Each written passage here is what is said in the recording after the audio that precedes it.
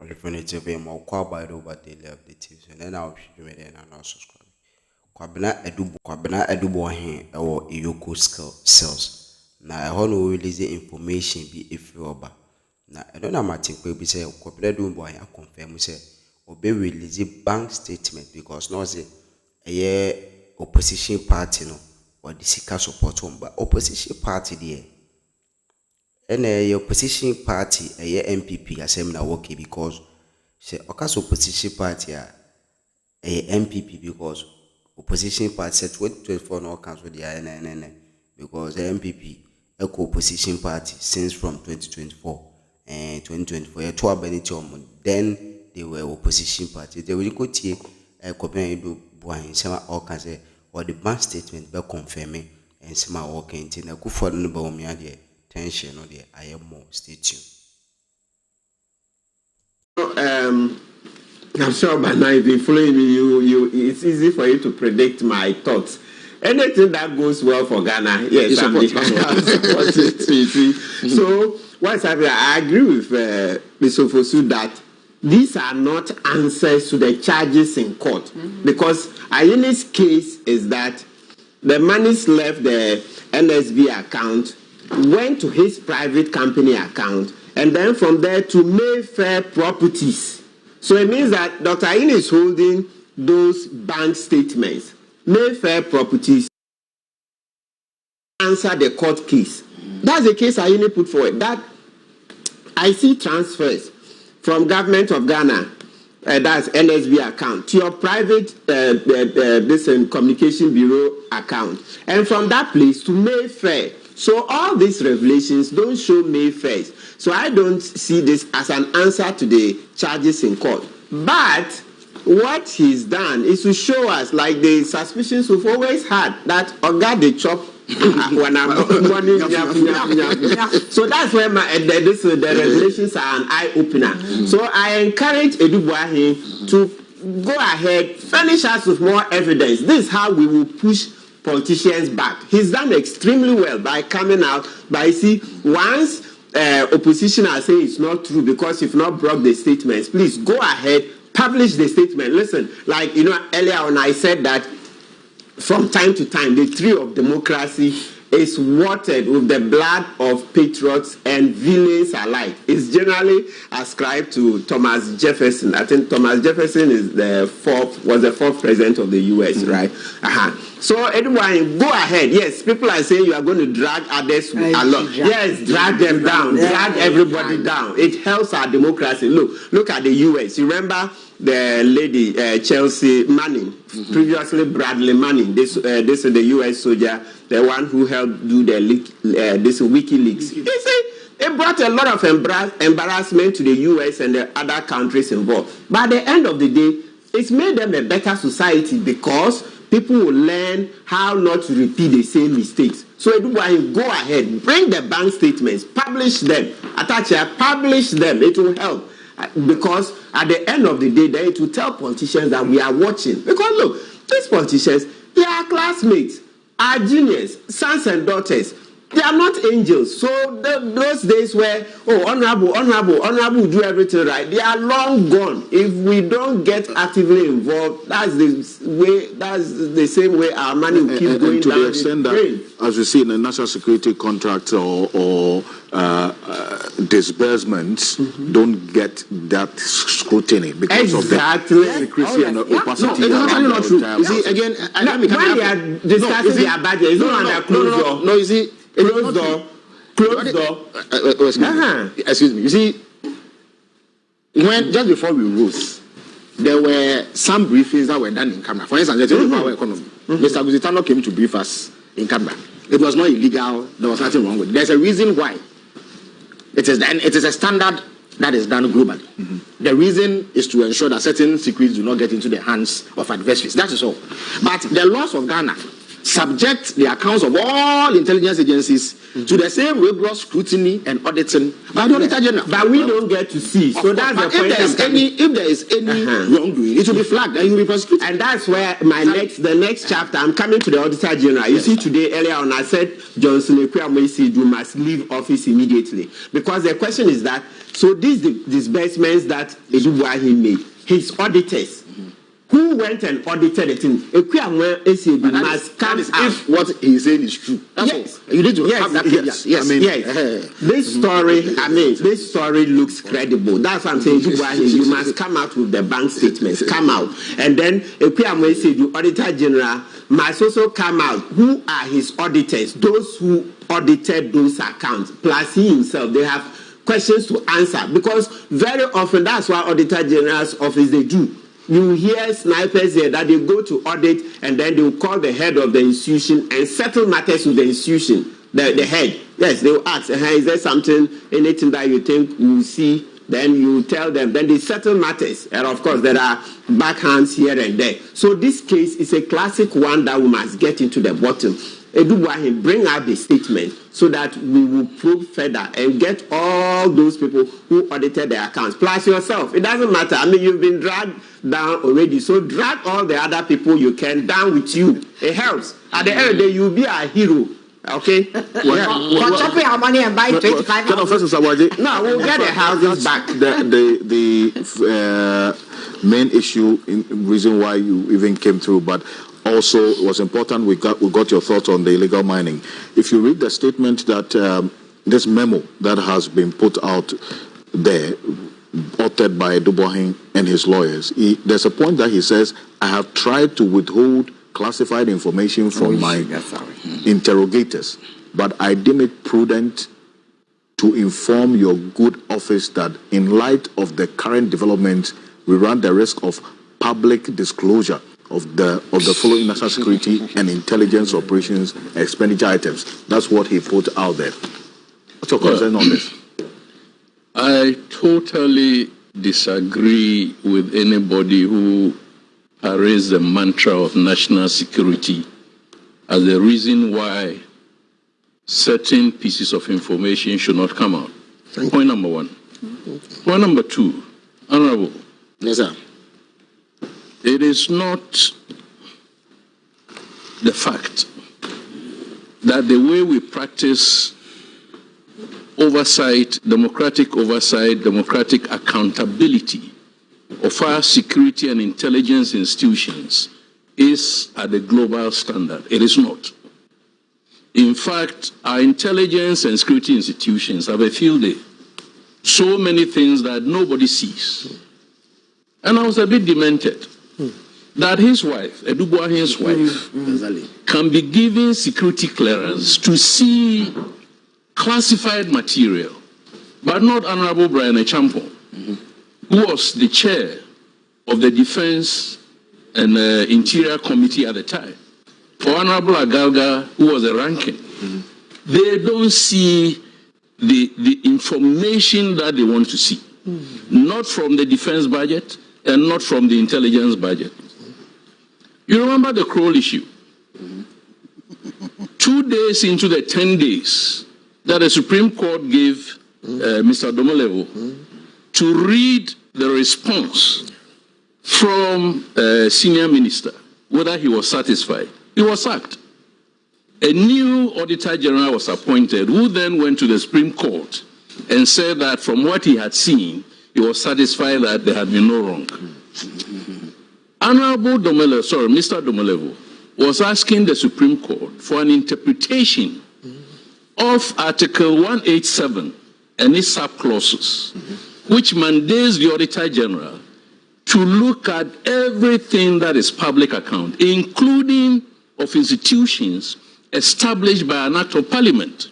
Now here, Boahen's outfit, National Signals Bureau, was established by an act of parliament, 1040. And therefore, there is nothing in the act and not in the Constitution, 187, which precludes the Auditor General from seeing what it is that these monies have been spent on.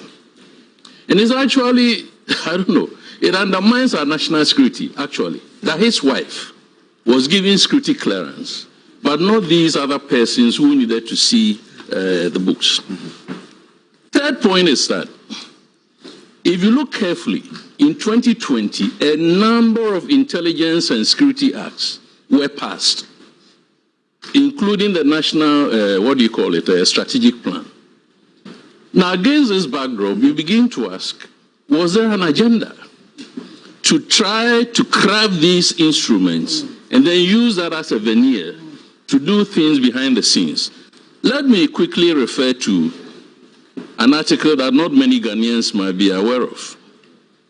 Now, this is published by one Tony Roberts as a member of a team of researchers who looked into money spent by African government, in fact globally, to buy specialized equipment and software for purposes of cybersecurity, intelligence, and so on. Right. Now, they say that some African government, 2023, November, are spending millions to spy on their citizens, stifling debate and damaging democracy. This was the software study. Yes, this is a research study by 5 researchers. The software came from US, UK, China, EU, and Israel. The African governments were Nigeria, Ghana, Morocco, and Malawi, and Zambia. So our government acquired this equipment to spy on it. In fact, when you read the whole article, it says that they were spying on the political opposition. Yeah. So you'll not be surprised that a politician in opposition could be called that you have made X or Y statement. Now, I would have wished or thought that with this acquisition of this equipment, we would have zeroed in on narcotics trafficking by transnational organized criminals. Because that is what the tool is meant for, to be able to look at and listen to everything that anybody who has been approved by a court. Given Article 18, Article 18 grants all citizens privacy of their homes and property. So your phone is your property. The state has no right to find out what is on your phone unless the state has gone to court to make a case that we suspect that given the lifestyle of, I'm using as an example, Dr. Susan, we suspect that she has some other sources of, nefarious income. So can you give us what the Americans, can you give us the authorization to investigate? Matter you touched on Kwabena Boahen. The latest, as we do know, is the memo to the National Security Coordinator, which is public or has been made public. Now, in this memo, Kwabena Boahen is essentially stating that one, he cannot tell where the AG gets his theories from, but addressing the National Security Coordinator, as your good office would have learned by now, the matter relates to transactions between your special services account, that's special operations account, coordinated account, and SPV account, and BNC Communications Bureau, duly authorized and created for the national security exigencies of the time. And it goes on that, and for which my wife, duly vetted, were instrumental in facilitating. So he says that the involvement of Angela, his wife, was duly vetted by the national security apparatus, that she had to be involved in it. Well, that's what is in this memo. And he details some of the transactions and the money, the 49 million CDs in question that is being accused of were used for. When we did the calculation ourselves, it came up to 44 million. So there's a short of 5 million in the same memo that he put on. But this is it. Let's put that on the screen right now. The details as was extracted from the same memo that he through his lawyers put out. It said special operations. Tara, Scorpion, SCN1, SCN2, Hive, over 9.5 million in 2020. Justification operations part payment towards special cyber and electronic surveillance solutions. And this was received according to Dubai ISC Holdings. Operations Conquered First, Counter-Terrorism Special Operations, 6.9 million between 2020 and 2024. Stability of the Nation, Counter-Terrorism Extremism, various personnel and activities. Operation Calm Life, Anti-Kidnapping, about 3.78 million. And then also parliamentary enactment of NSB Act 2020 special 960 according to him 960,000 cedis was given as MP's allowance to the Defense and Interior Committee of Parliament for the enactment of the National Signals Bureau Act 2020. Goes on, parliamentary special enactment, some 309,000, another MP's allowance, election special operations, allowance and logistics in December 2020 was for the stability of the nation. And then goes on again, election special ops 2024, verse 6.B Act 2020 special 960 according to him 960,000 cedis was given as MP's allowance to the Defense and Interior Committee of Parliament for the enactment of the National Signals Bureau Act 2020. Goes on, parliamentary special enactment, some 309,000, another MP's allowance, election special operations, allowance and logistics in December 2020 was for the stability of the nation. And then goes on again, election special ops 2024, verse 6.7 million, stability of the nation. Election special operations, support for opposition party, communication equipment for election results coalition. Some $500,000 in there, he says. And he said that whoever received it is described as classified. And Mr. Kwachu, did you receive this $500,000? You were in opposition then. Well, I was far away. I couldn't possibly have.